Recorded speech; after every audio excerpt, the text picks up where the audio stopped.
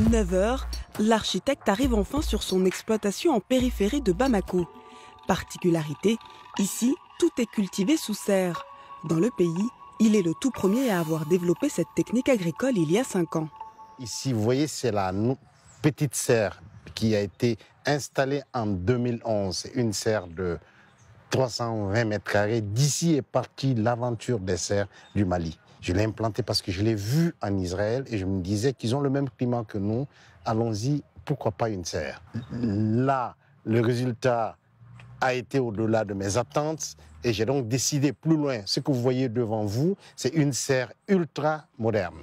Une serre ultra moderne dotée de toutes les dernières technologies en matière de sériculture.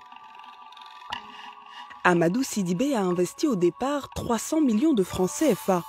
Mesure de l'humidité, l'arrosage, la gestion de la ferme de 5 hectares est presque entièrement automatisée. Ici, tout est géré grâce à un seul ordinateur capable de créer un microclimat.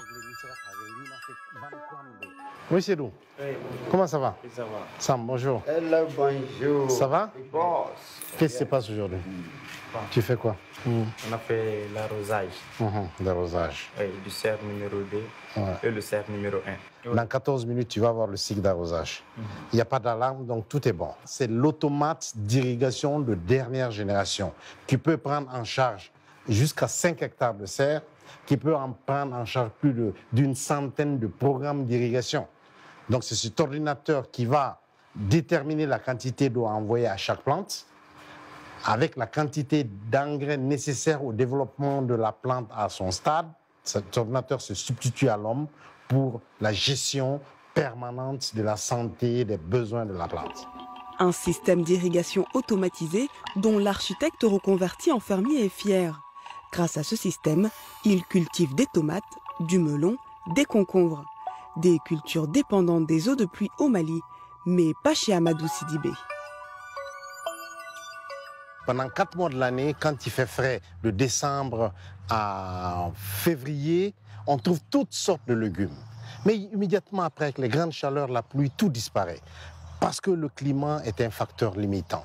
J'arrive à faire la contre-saison de la contre-saison. J'arrive à produire quand les autres ne peuvent pas produire, parce que sur la serre, disons, il y a du plastique, l'eau ne rentre pas. Sous la serre, je peux contrôler le climat. J'arrive à développer, à produire toute l'année des légumes d'une qualité irréprochable, sans pesticides. Une production 12 mois sur 12, très rentable. La ferme d'Amadou Sidibé lui rapporte plus de 200 millions de francs CFA par an.